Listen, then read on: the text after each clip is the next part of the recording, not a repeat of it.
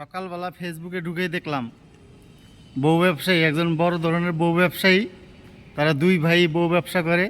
এরকম একজন বউ ব্যবসায়ী ইউটিউবার বিপি ইমরান নাকি কোথাও ডাকাতি করতে গিয়ে ধরা পড়ছে, পাবলিকের কাছে ধরা পড়ছে। দেখলাম পেদানি দিতেছে। ঘটনা কি সত্যি নাকি? যারা জানেন ঘটনাটা সত্যি নাকি অবশ্যই একটু কমেন্ট করে জানাবেন। যে বউ ব্যবসায়ী ইমরান বিপি আসলে কি কেলানি খাইছে নাকি এটি ফেক ভিডিও?